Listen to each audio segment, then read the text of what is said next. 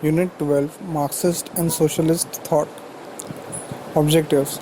The purpose of this unit is to introduce you to the meaning of the concept of socialism and its origin and development in 19th and 20th century Europe.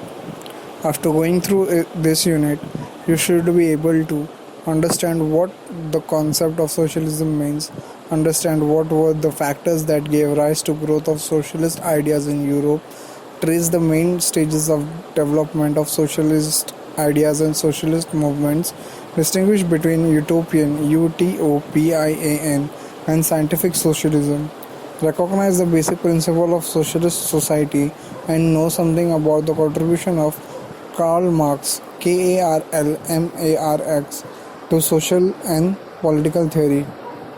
Introduction. You may have heard the word socialist and socialism used many times, and also the word capitalist and capitalism. You may also have heard the United States is a capitalist country and the Soviet Union a socialist country.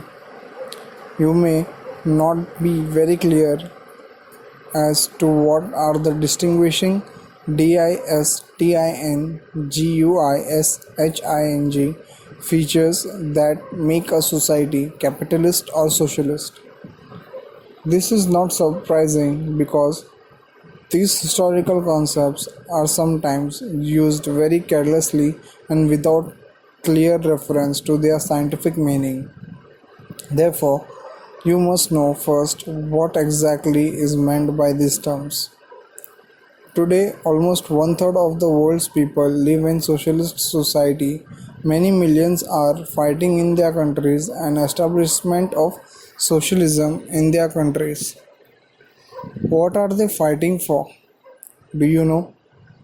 What are they ready to give their lives and transforming their societies into socialist society? Why have so many millions already given their lives in history for socialist cause? You will only understand this if you know about the socialism means and what kind of society is socialist society. When did mankind first think about socialist society? Where did people first think about it? And why did they think about it at a particular stage in history? Man has always thought about building a better world. But how? And when did he start thinking about socialism? You may want to know something about the ideas of those who wanted to build throughout the world a society free from oppression, OPPRESSION, a society which is equal and which is the resource of the world are equally shared. The ideas of such people are known as socialist ideas, and the kind of society they wanted to build is known as socialist society. The movement which were aimed at building a socialist society are known as socialist movements. The most important socialist thinker was Karl Marx MARX, but he went further than most socialist thinkers of his time and drew a blueprint of communist society. He based his ideas of how to change the world on scientific analysis of society through history. He saw the final stage of man's history as a stage in which the society would be communist. He also showed how it could be brought about. Therefore, to distinguish his ideas from the other socialists, his followers began to call themselves communists. And his ideas began to known as Marxism. We will also study the lesson what are the contribution of Marxism to socialist thought. The first country in which socialism or the kind of society the communists were fighting for was built in Soviet Russia after revolution in 1917. You will read about the revolution in Unit 14. Definition of socialism. We start asking the question, what is socialism? Socialism is a social system which comes into being as a result of socialist proletarian proletarian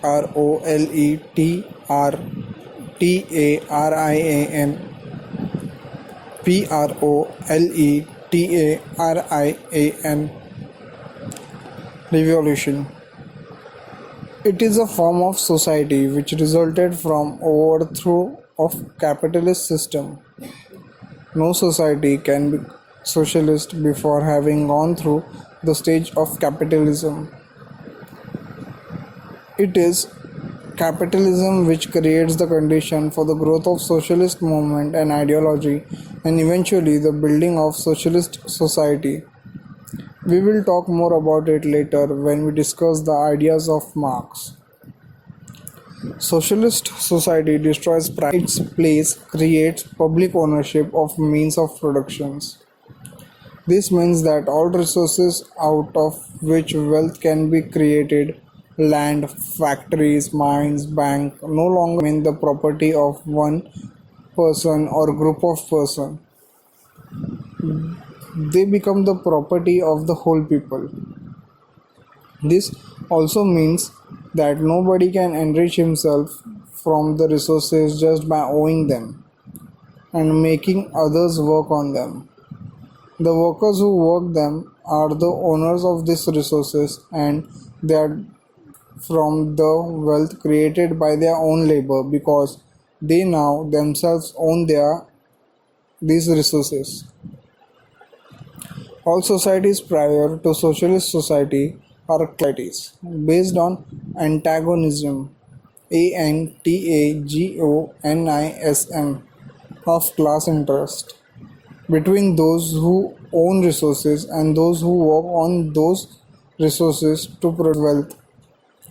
Socialist society destroys this antagonism because now the people who work are also the people who own no exploitation of one class by another and is the society based on equality of all men. This equality is not political and legal as in capitalist societies but also social and economic because private property which is the root of inequality is abolished.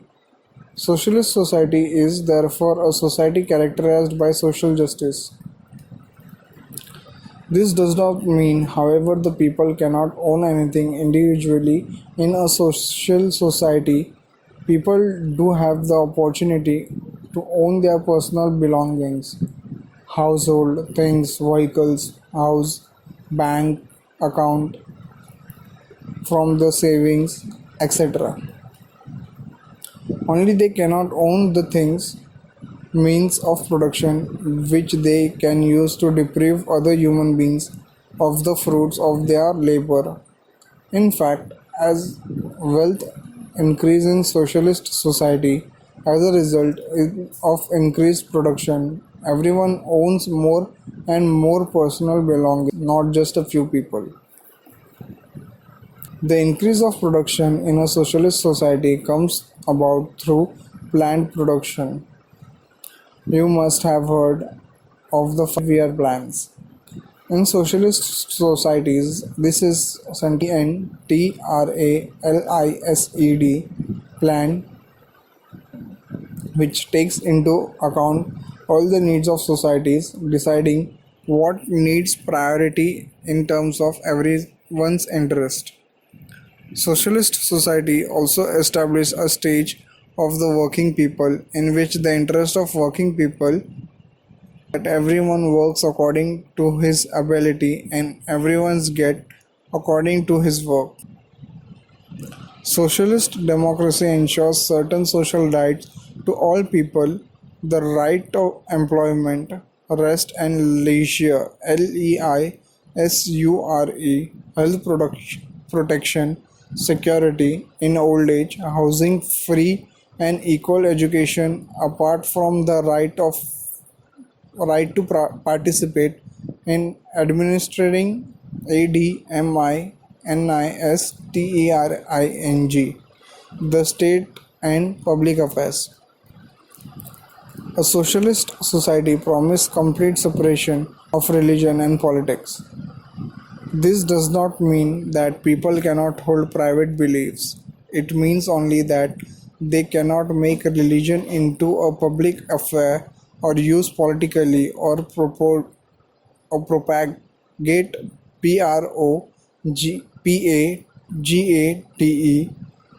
it in schools, etc. We all know about communal riots in our country and how religious feelings are exploited by communal groups, and should therefore see how important it is separate religion as a private belief from politics, and also to build a scientific temper. A socialist society also grants complete equality to women.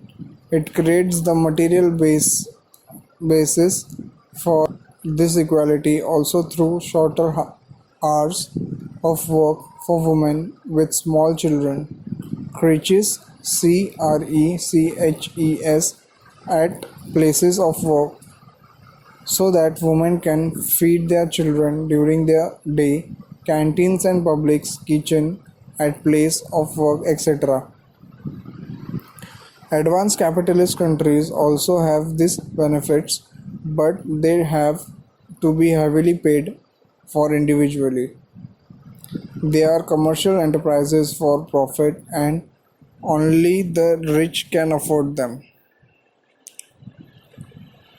A socialist state guarantees these benefits to all women with minimum cost. It gives allowance for children who considered a responsibility of minimum cost. It gives allowance for children who are considered a responsibility of society as a whole. Through it is the family which cares for them and looks after them. A socialist state also supports all national liberation liberation movements and movements of working people against oppression. Here we would also like to point out what is meant by socialist thought. Socialist thought is that body of ideas which analyzes society scientifically and which wants not only to understand the world but also to change it for better. It looks at mankind's BISTORICAL experience not from the point of view of the interest of kings and rulers and those privileged, but from the point of view of those of the downtrodden. TRODDEN. It emphasizes the role of the working people in building human civilization and in transforming society through its various stages. It aims at drawing the blueprint of society which is equal, human and just, and seek to organize the working people for creating such a society. For this purpose, it makes a critique CRITIQUE of capitalist society and shows how it can unequal and unjust society. A socialist through also calls for an end to the capitalist system for the reason and helps in the creation of people's organization and strugglers. Origins of socialist thought. How did socialist thought come up? Historically, socialist thought arose a reaction to the reality of capitalism. Since capitalism was developed in Western Europe, its opposition in the form of socialist theory also first developed in Europe. The first revolution based on socialist ideas and socialist transformation of society was the Russian Revolution of 1917 1917. Before discussing the rise of socialist movements in Europe, it is first necessary to describe the historical context in which they arose. The context which gave birth to socialist ideas was capitalism, with all consequences for the vast majority of the people. Capitalism was the form of society which grew in its developed from the Western Europe during 19th century. Capitalism is a society in which the means of production or resources of wealth, that is land, factories, mines, raw materials, are owned by a few individuals known as capitalists. But in order to produce goods, one other thing is also required, and that is labor.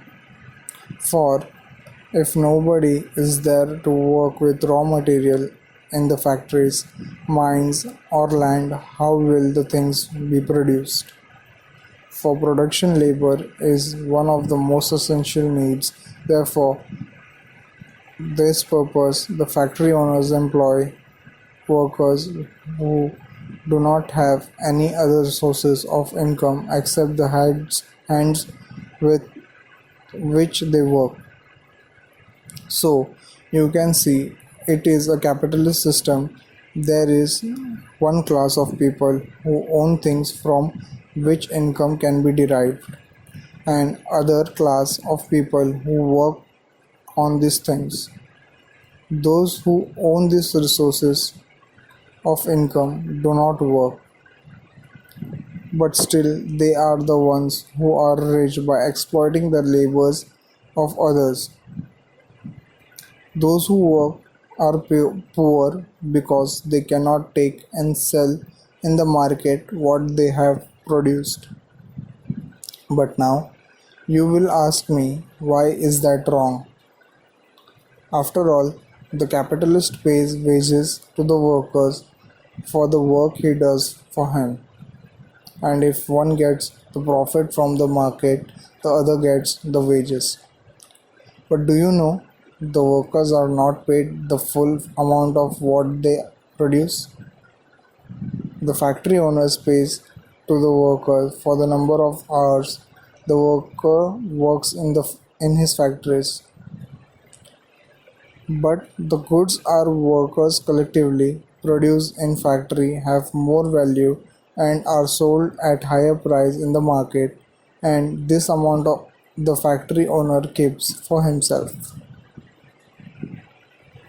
This is the factory owner's profit which he becomes rich, while the worker who is real producer remains poor. This relationship is of inequality is of tremendous tremendous importance in a capitalist society, and it is this that makes the capitalist society an unjust society. The class lives by owing, the other class lives by working. One life without working, the other cannot live unless it works. Can you then see how capitalist society is a society of inequality, social injustice, and oppression of the large majority of the people, and how the inequality is a result of private property and profits? It was against this growing capitalist factory system that socialist thought arose. Man can think about a problem only when a problem exists. The problem of capitalist society could be thought about by men only when the consequences of capitalism were felt and seen. Therefore, socialist thought arose only with the development of capitalism when it becomes necessary to think about how to improve the conditions of life for the working people in factories. But did the socialist thinkers emerge suddenly in an intellectual vacuum? VACCUM.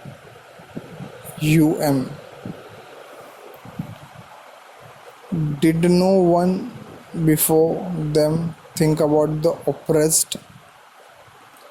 No, this is not so. But man can conceive, CONCEIVE, bracket open, think, bracket close, of as attainable, ATTAINABLE, only that which is not very far removed from the possibilities of his time and age. For example, going to the moon could only be a dream in the 16th century when science and technology were not so developed.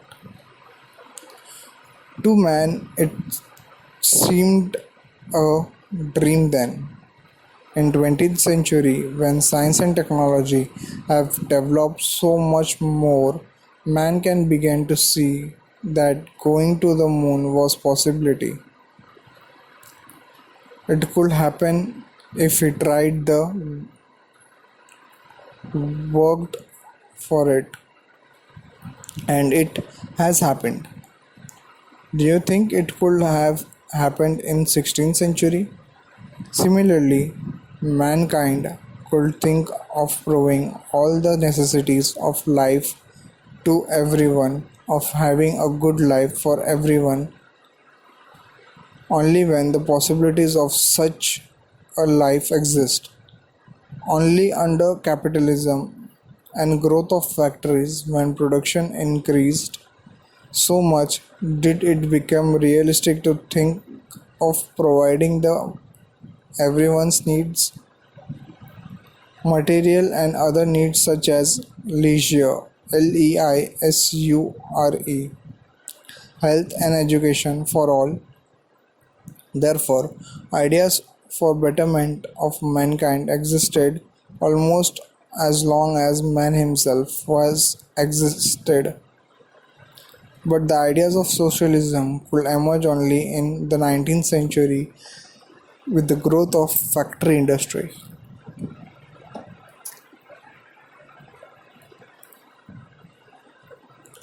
Early thinkers had debated about social justice and equality, but for them, justice and equality were seen in relation to the ruling, rich, and educated section of their society. For example, Plato, Plato, of whom you may have heard of, did not question the slavery of his times.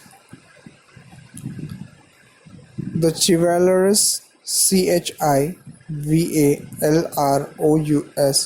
and brave knights of medieval legends were not sensitive to their peasants who were serfs. SERFs. It was the Enlightenment, ENLIGHTENMENT, thinkers of the 18th century who extended the ideas of freedom to all. But their idea of freedom was limited. The socialists developed these ideas of freedom and extended them to a broader vision of freedom. In fact, we cannot think of socialist ideas without thinking the intellectual heritage of the Enlightenment thinkers of 18th century. Just as socialism could not be possible without factory industry, which creates conditions for socialism, socialist idea could not be possible without the contribution of Enlightenment thinkers. Everything in history develops through continuity and conflict, which sharpens SHARPENS The struggle of higher stage socialist thought was thus not only a product of capitalism but also product of intellectual heritage of 18th century enlightenment. Early history of socialist thought. It is not known who first used the word socialism and socialist. Around 1800 in both England and France, there began to appear books, pamphlets, PAMPHLETS, and species SPEECHES, speeches against capitalism. It is generally believed that the word socialism was first seen in print in 1832, 1832, in a French periodical called L'École, Leglobe.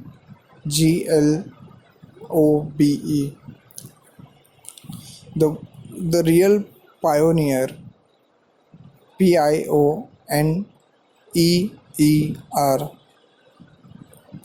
socialist were Charles Fourier, CHARLES, Charles FOURIER, Fourier, and Saint Simon in France, and Robert Owen in England. And around each of them, there developed big movements. The books came to be widely read throughout Europe and in the United States. Together, they made a great contribution to the advance of social, political, and economical thought of their age. They made a scathing SCATHING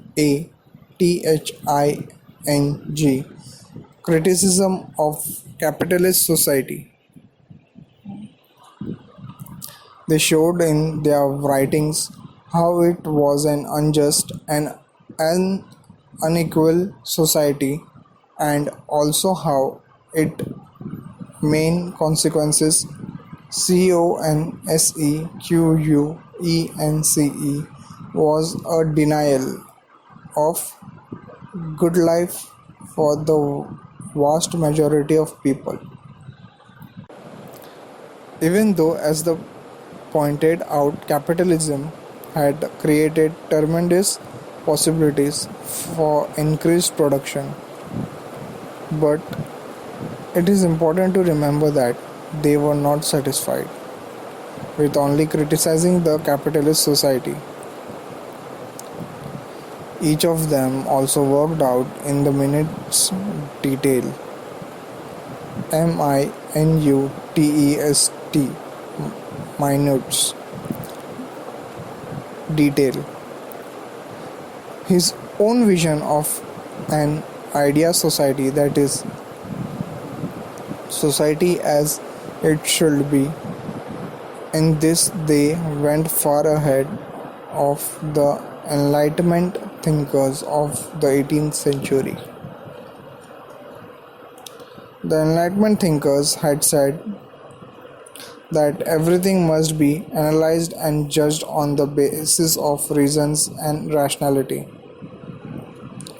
and that a reasonable government was one which to work according to the rational law and granted to the citizens political and civil liberty. They emphasized the fundamental rights of the individual, such as freedom of expression, religious toleration, equality before law, etc., because these things were reasonable and everybody should therefore have right to them. They also talk about popular sovereignty, to the right of participation of people in their own governance. They emphasized the fundamental rights of the individual, such as freedom of expression, religious tolerance, equality before law, etc., because these things were reasonable and everybody should therefore have right to them. They also talk about popular sovereignty, SOVEREIGNTY, or the right of participation of people in their own governance. You may have heard of Montesquieu, Montesquieu, who talked of separation of powers and said all power should not be concentrated in one authority. You may also have heard Rousseau, Rousseau, and his general will. The socialist thinkers also demanded equality, but in their scheme, the demand for equality was not limited to the political rights or equality before law. They demanded also social and economic equality. They wanted to simplify the abolition abolition of class privileges but of class distinctions themselves. Secondly, they wanted the end of capitalism. They wanted its end not only because it was exploitative but also because they recognized that it was not permanent stage in history. They thought it was bound to end because it was unjust, and because of the problems and contradictions it is inherent in it. They saw history of perspectives of the interest of those who were oppressed and therefore uncompromisingly UNCOMPROMISINGLY opposed capitalism. They were also opposed to private property as a source of profit. Therefore, they wanted a common and social ownership of means of production. That is why they were called socialist.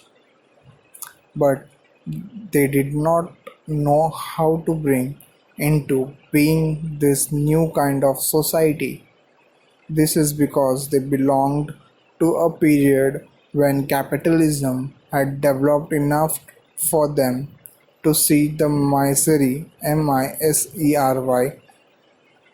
it caused to the working people.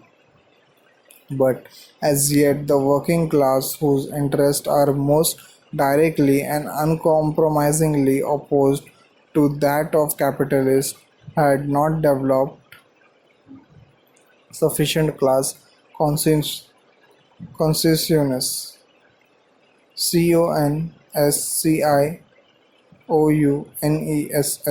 Consciousness. An organization for independent political action. Also, the workings of capitalist systems were not yet clear, and it was not yet known the capitalism as a system and had inherent in it visible inevitable crisis. Their theories therefore reflected the undeveloped or early stage of capitalism. They did not understand what the historic role of the working class would be. They did not recognize that class struggle between the workers and capitalists was a necessary feature of capitalism, or that the interests of the two were in irreconcilable. REconcilable. In fact, they did not really understand the working of the capitalist system. They did not take into the accounts the fact that the profit of the owners depended precisely on the exploitation of the workers, and that is why the interest of the workers and the capitalist could not be reconciled.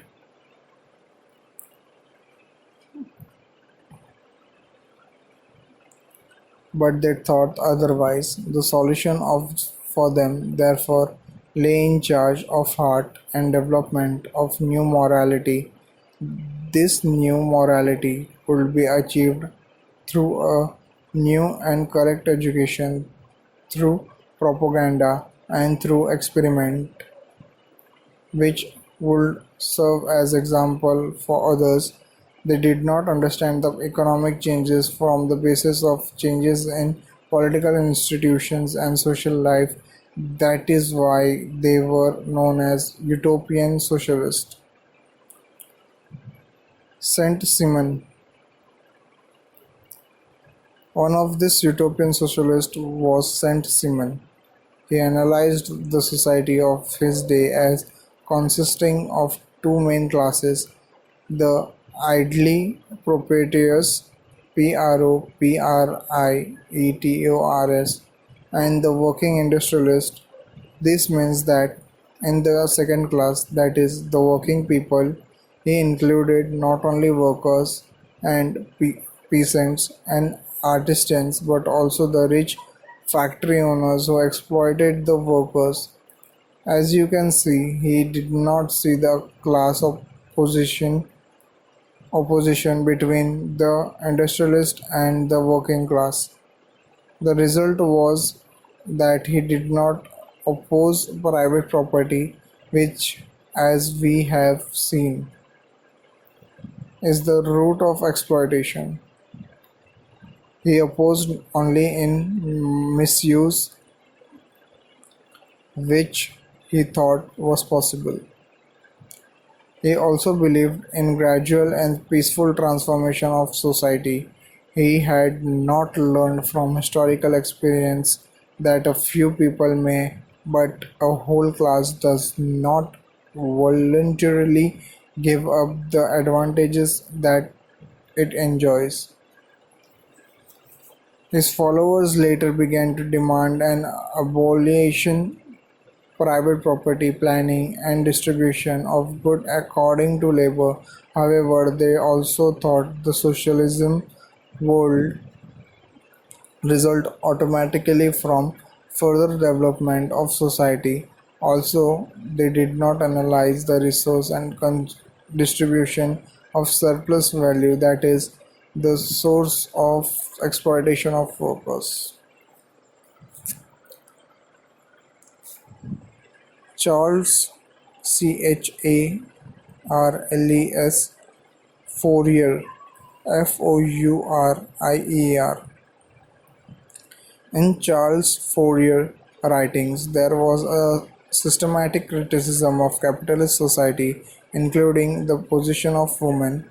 He was the first to say that an index of general well-being of a society is how it treats its women. He also had a certain conception of the history of society: savagery, feudal, and free competition, or bourgeois (bourgeois) stage. He also recognized that the wealth of few in the capitalist society came out to be poverty of large majority. He was aware that every period of history has its phases and a rise and decline. He set himself the task of discovering the laws of social motions, just as scientists have discovered the laws of material motion. He knew that capitalism was only one stage in history and that each stage of history was based on the state of production in that stage. But as in the case of Saint Simon, he did not see was what was the root cause of injustice in a capitalist society. Like other utopian socialists, he thought that with the change of people's heart, it will be possible to have peaceful transformation of society. Robert Owen Robert Owen was more scientific in his thinking. He recognized that it is being that determines consciousness. CONSCIOUSNESS.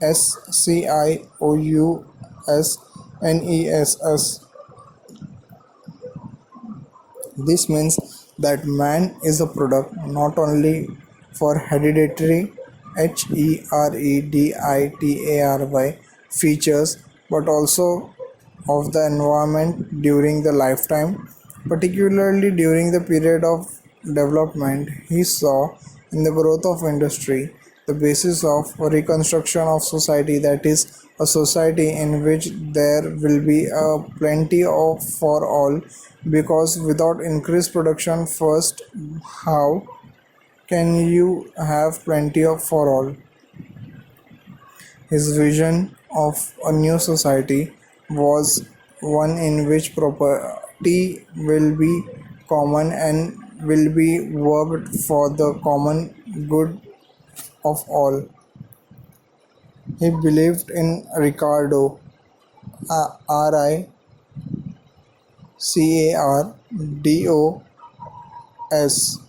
labor theory of value, that is, it is the labor which decides the value of a product, and that therefore it is labor that creates wealth.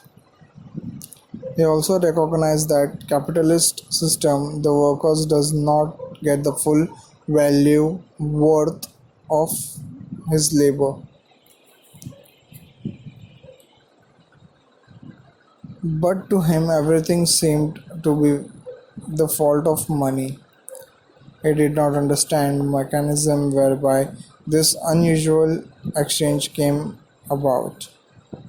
Also, he was unable to say how the reconstruction of society was to be achieved. Will the means of production be simply handed over to the whole people by those who owned them, or would they have to be fought for by the people? It was not clear. He tried to establish some cooperatives in which thought he could achieve a measure of change that would make society just, but the cooperatives failed to change anything fundamental because they were built within the framework of the existing society. Lenil summed up utopian socialism very aptly, APTLY, in his three sources and three components of Marxism, in which he said it criticized capitalist society and condemned and damned it. It dreamed of its destruction. It had visions of better order and endeavored ENDEAVOURED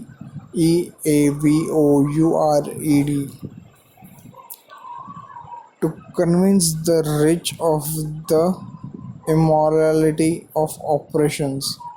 But utopian socialism could not indicate the real solution.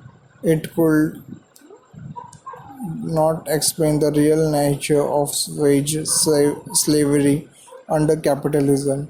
It could not reveal the laws of capitalist development or show the social force of capable of becoming the creator of a new society.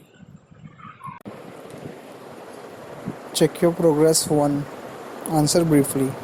In what ways does a socialist society differ from a capitalist society? Question 2. Who were the utopian socialists? Question 3. Why were They known as utopian socialist. Question 4. At what period of time did their ideas emerge? Question 5. Write true or false as answer. A. The utopian socialists were scientific in their outlook. B. They were a product of undeveloped capitalism. C. Robert Owen understood the cause of exploitation of the workers. D. The utopian socialists were concerned about social justice. Marxism, economic and social analysis. Marxism refers to the ideas of scientific socialism which developed in the second half of the 19th century in Europe. The person who did most to involve, develop, and give us definite character to these ideas as a body of thought was Karl Marx. After him, the ideas of scientific socialism are also known as Marxism. A lifelong friend and a collaborator of Karl Marx was Friedrich Friedrich.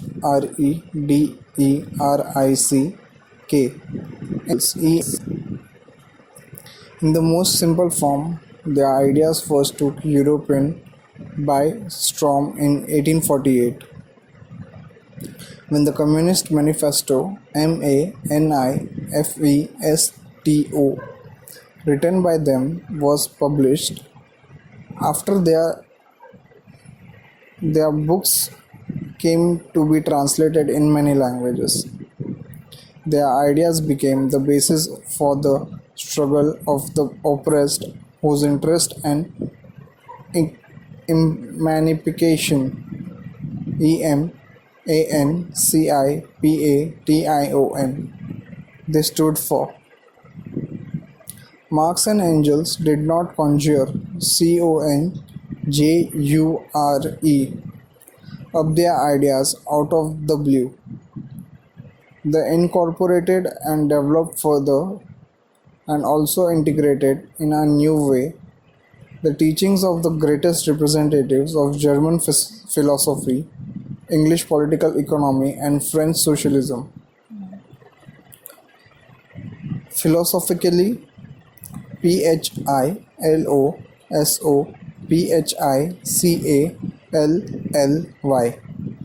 Marxism meant a materialist outlook on the life and history.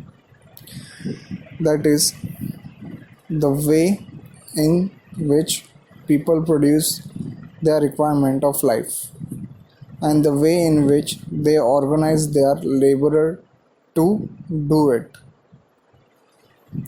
determines the way they build their society and political structure, and ultimately also the way they think.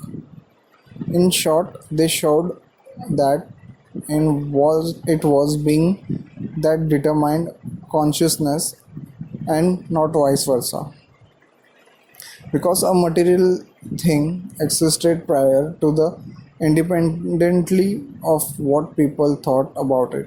For example, tree existed, therefore people saw it, recognized it, and gave it a name. Had they not done so, it would still have existed. Applied to man's history, Marxism showed that what decided the particular stage of history was the prevailing prevailing mode of production, that is, forces of production and the relations of production in a society. In other words, the material basis of life in a society, the economic system, how they produce their means of living, and how they organized themselves to do it. Here you must know that it was Marx who analyzed the categories and the different social systems. He showed that it was the material basis of life which determined the nature of society and class struggle resulting from material basis which cause change and development in society. The driving and underlining causes of historical development and change were not the changing ideas of human beings, but class struggle. Class struggle, in turn, was the result of the fact that some sections of people or classes were privileged privileged and ruling classes, and others were unprivileged oppressed and ruled classes. Their differing and conflicting position, in turn, was based on their relationship to the sources of income, whether they owned them and employed others to work on them, or whether they worked on them and produced profit for others. Naturally, the interests of two were opposed to each other and irreconcilable.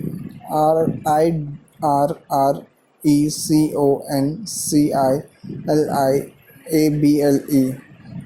In short, Marxism showed that the prevailing economic system was the base of society which determined all its others aspects, and the class struggle was internal part of any such society where resources were privately owned by some and became to means to live by the labor of others. Therefore, class struggle was inevitable in history as long as private property existed. That is, it was an essential part of every stage of historical development till the Socialist Revolution. When the resources would be collectively owned, these ideas constituted historical materialism. Based on these ideas, they showed how every society passed through the same stages of development: primitive primitive, communism, slavery, feudalism, feudalism, capitalism, socialism, and how though some features may be different in different countries, it was not any of these stages. But Marx understanding of historical development own stage of history quite thoroughly. This is because they not only wanted to understand the world, they also wanted to change it. In order to change it, however, it was first essential to understand the workings of existed. Their second major, therefore, a thorough and scathing criticism of the society, particularly the manner in which it did in working class. We have already talked about how this happens earlier in this. It was Marx and Engels who had worked it out. In this way, they made an important contribution to economic theory. Also, capitalism one part of the day containing himself the above what he would be paid. It is through this that he creates surplus value, which is the source of profit for the capitalist and the means whereby it is also sort of social relationship that is pacific the worker, which is against the interest of workers and which is socially unjust. The workers is of the system because without labor nothing cannot produce alone. So there is, but this is social organization is dominated by capital or wealth which is owned by the capitalist and which is the worker does not have. Check your progress too. Question 1. Answer true or false. A. Marxism came before utopian socialism. B. Marxism meant an ideal way. C. Marxism meant a materialist outlook on life and history. D. Class was not central to Marx's understanding of history. E. Capitalism is merely an economic system. Question number 2. How is capitalism just not an economic system? Marxism political theory. From the economical analysis of capitalism, Marx and Engels involved the political theory. They pointed out that capitalism itself creates the conditions for the outthrow of the capitalist society. That is, in the womb of the old society are created the seeds of the new society. Firstly, they showed that capitalists will inevitably be faced with a periodic crisis come from the very true nature.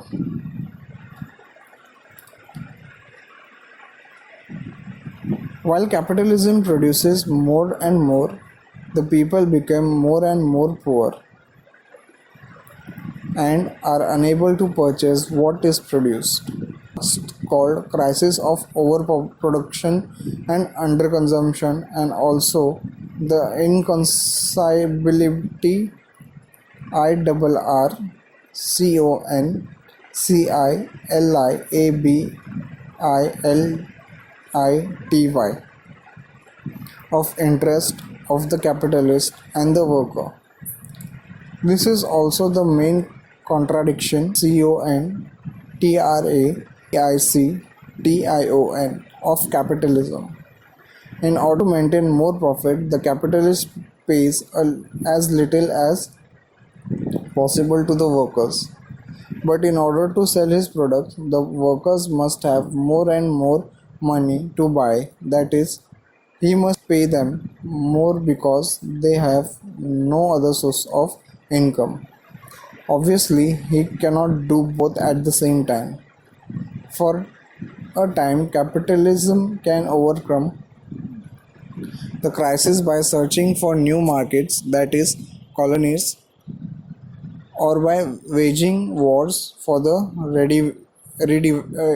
redivision of market, or by taking over some welfare measures for the workers to appease APPEASE them. But this cannot go on endlessly because the contract. Therefore, from the economic analysis of capitalism, Marx and Engels drew the political conclusion overthrow of capitalism is inevitable. The class which they said will overthrow the system will be working class or proletariat. They pointed out that as large factories are established, there also emerges in them a working class, that is proletariat, which owns nothing except its ability to work and can earn. Therefore, this class has no stake in system based on private property such as capitalism. Therefore, in the fight against capitalism, it has nothing to lose except its chains. Secondly, the proletariat is also the most exploited section of society under capitalism. For and this reason, the most interested in its overthrow. Thirdly, there was no other long-term choice for the proletariat, PROLETARIAT, except to fight the system which exploits him. For how could a worker be independent and live a meaningful life if all that he does for most of the days goes on into enriching not himself but capitalist?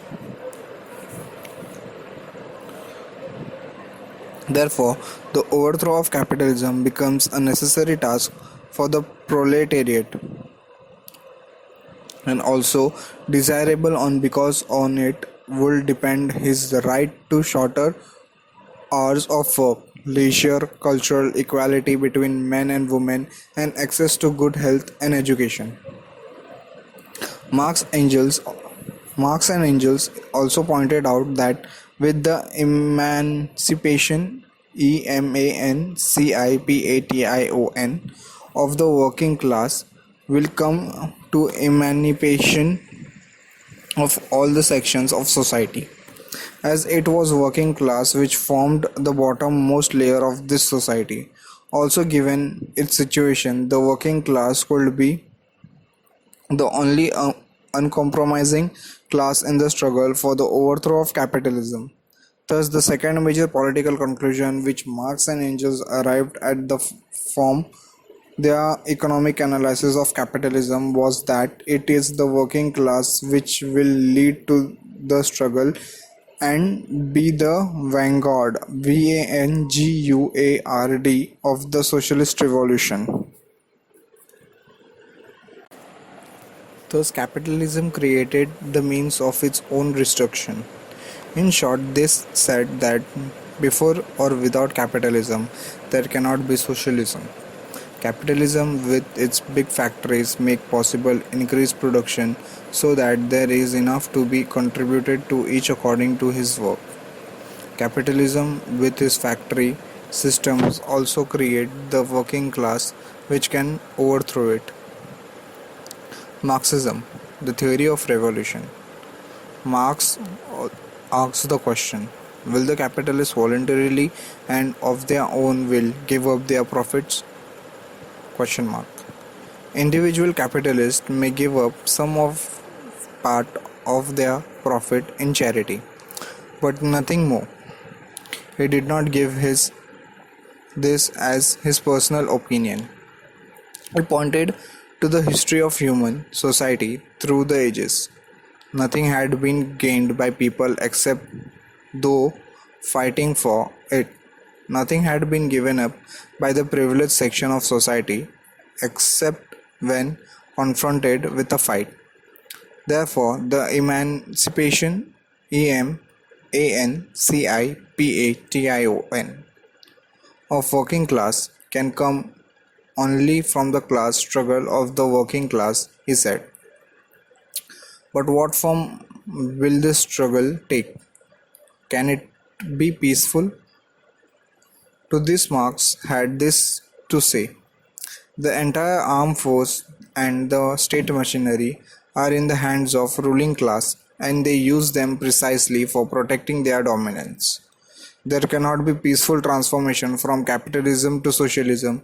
The working class has to capture state power by revolution and guaranteed the building of socialist state by creating a new state which will be the dictatorship of the proletariat. Proletariat. But will the fight be only an economic fight between the working class and the capitalist? No, according to Marx, it will not only an economic fight, and through the working class will be the motive social force and for revolution. Other section will be participate because of the latter's social origins. However, their role will not only be secondary and sometimes vacillating. Vacillating. Marx pointed out the growth of capitalism leads to great concentration of wealth in fewer hands and increasing poverty of majority of people.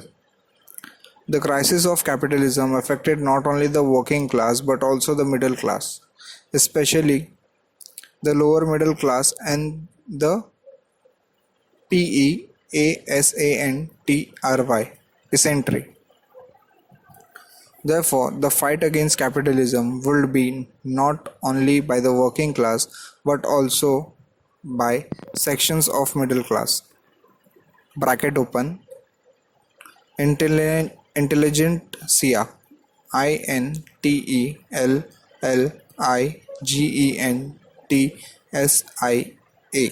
Bracket close. And the middle class who would adopt the political standpoint of the working class because it was politically and socially just, and also by agricultural laborers in the countryside who were equally oppressed. But since the social origins of the middle class were rooted in private vacillating, a section of them would go with revolution. and section with the bourgeoisie or the capitalist. Hence, the primary role of the working class, which Marx emphasized. Secondly, the fight would be fought in many spheres. It will be an economic fight because capitalists own all the resources. It will be political fight because the political structure was dominated by the capitalist, social because of social inequality, and moral because it was for a more human society. The first attempt to capture the state power was made by the working class in Paris in 1871. You must have heard about the Paris Commune. Thousands of workers died in the established this Paris Commune, but they did not destroy the old state machinery of the ruling class. Therefore, Paris Commune could not survive. It was crushed ruthlessly. Ruthlessly.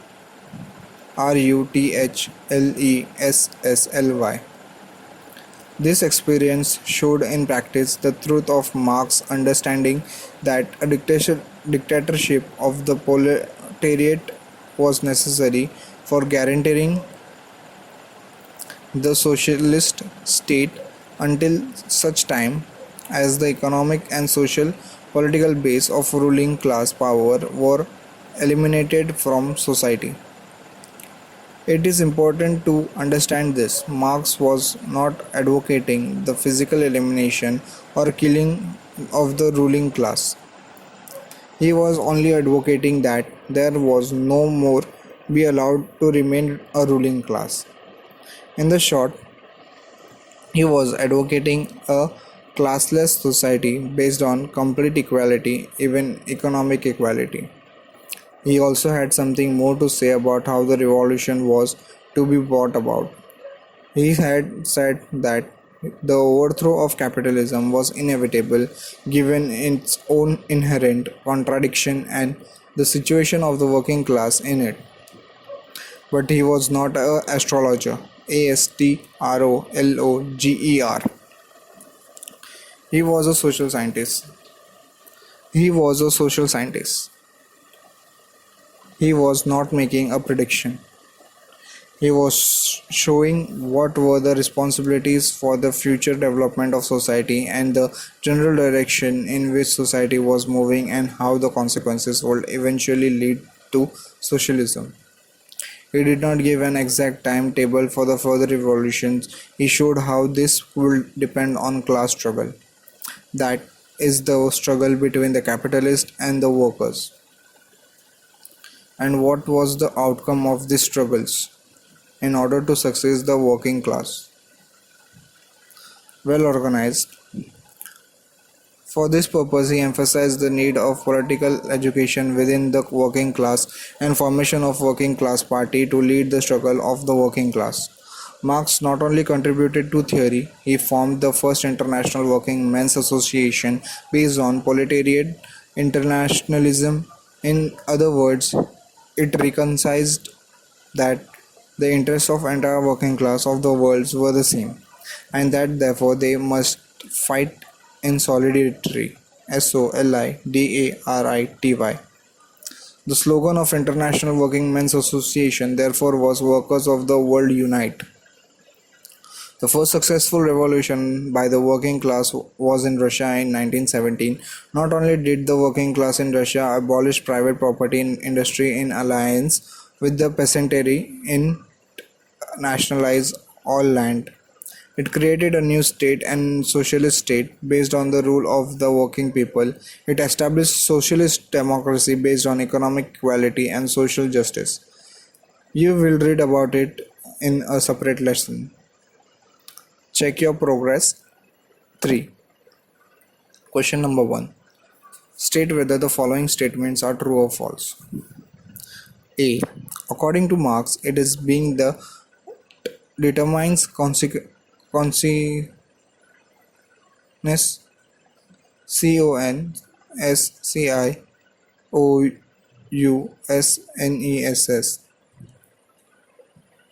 B. Capitalist society is a just society. C. The primary force of revolution is the working class.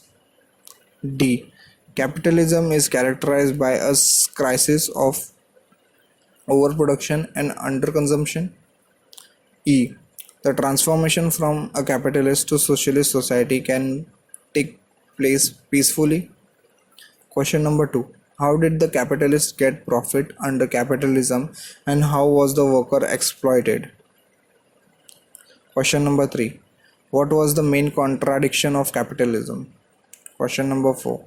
What were the political conclusions that Marx and Engels drew from their economic analysis of capitalism? 5. Could the struggle against capitalism be a peaceful one?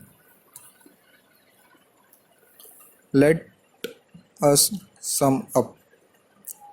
In this unit, you saw point 1.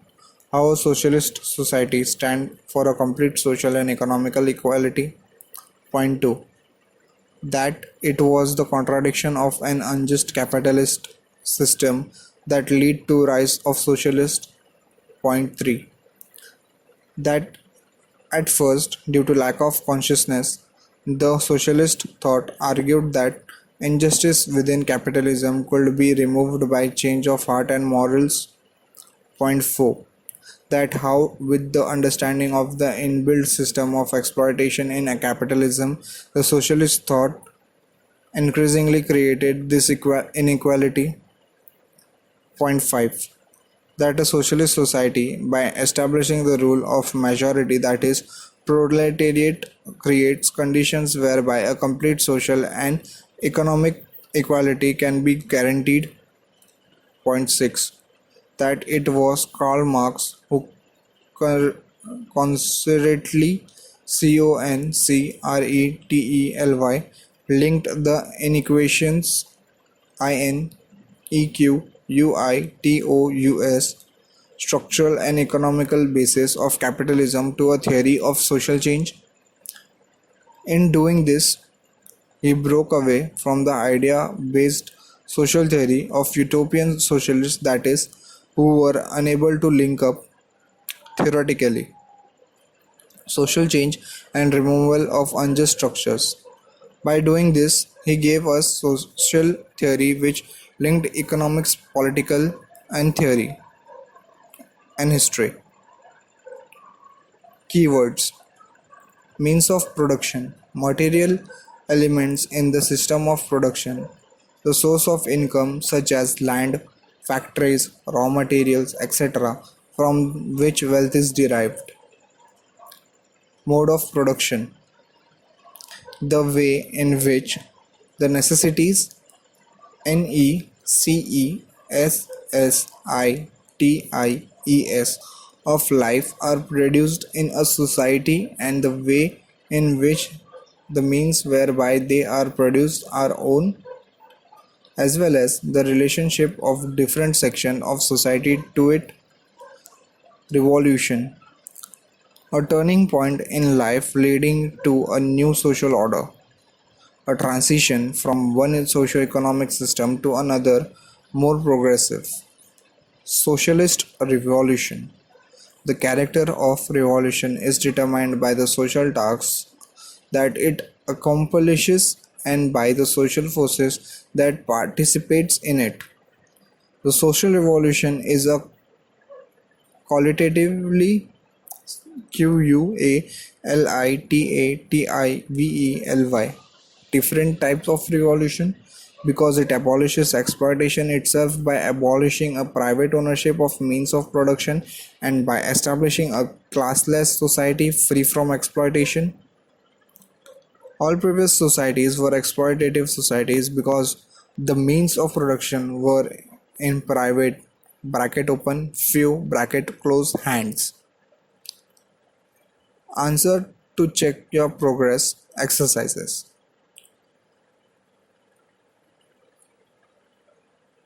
Check your progress 1. Answer 1. See section 13.2. See section 13.3.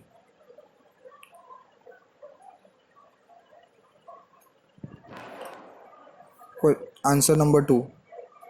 See subsection 13.4.1, 13.4.2, 13.4.3. Question number 3. See section 13.4. Fourth, see section 13.4.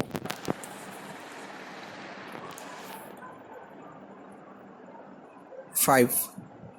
True or false answer. A. False. See section 13.4. B. True. See section 13.4. C. False. See subsection 13.43. Fourth, true. See section 13.4.